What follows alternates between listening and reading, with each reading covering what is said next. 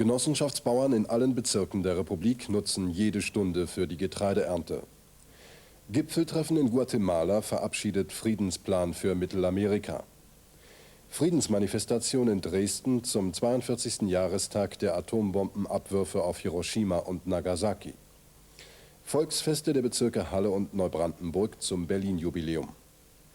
Großes Interesse in kapitalistischen Ländern an bevorstehender Leipziger Herbstmesse. Sportberichte vom Oberligastart und von der Leichtathletik-Junioren-Europameisterschaft in Birmingham.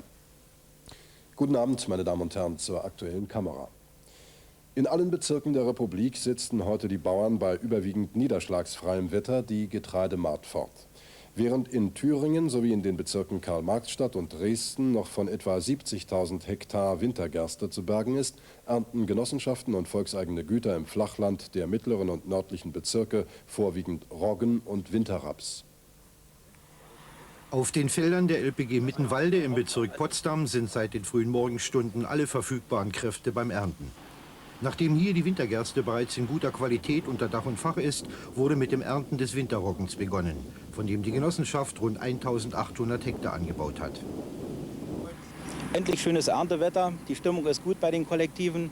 Wir können das erste Mal von früh bis abend durchdreschen und auch die anderen Arbeiten bewältigen. Das heißt, das ist eine gute Situation. Wir sind optimistisch, dass wir in den nächsten Tagen hohe Tageszugänge erreichen, um unsere Partner in der Tierproduktion gut mit Futter versorgen zu können und natürlich unsere staatlichen Verpflichtungen zu erfüllen.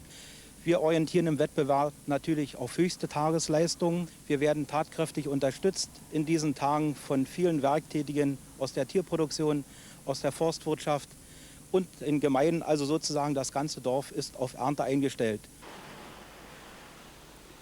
Aus dem Erntetagebuch der Grambower Genossenschaftsbauern. Um 10 Uhr geht die erste Brigade in den Raps. Sonne und Wind erleichtert die Arbeiten heute hier am Rande der Uckermark. Tagesziel der Drusch von 70 Hektar. Am Ölfruchtaufkommen hat der Bezirk Neubrandenburg einen Anteil von über 25%. Der Raps hat Gewicht für die Ernährung und die Industrie. Kurz vor 12 Uhr muss ein Mähdrescher an den Feldrand. Minuten später ist er wieder dabei und macht Tempo mit auf. Wir haben die Wintergerste unter Dach und Fach und begannen gestern mit allen 3 Staffeln mit der Maat der Ölfrucht unseres Rapses. Und wir haben erstmalig seit langem wieder Sonnenschein.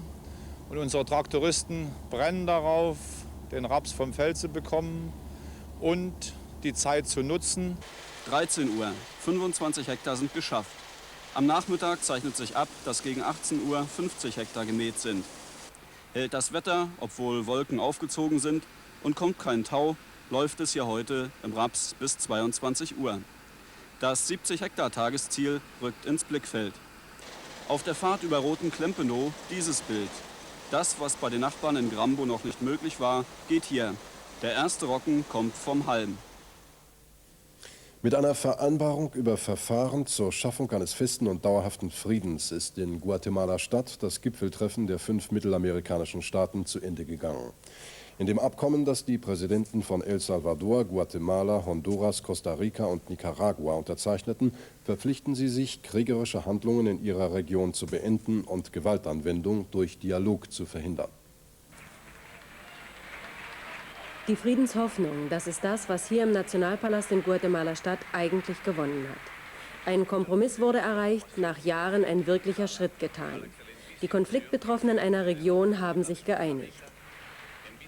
Das Dokument, das die 5 Präsidenten hier unterzeichnen,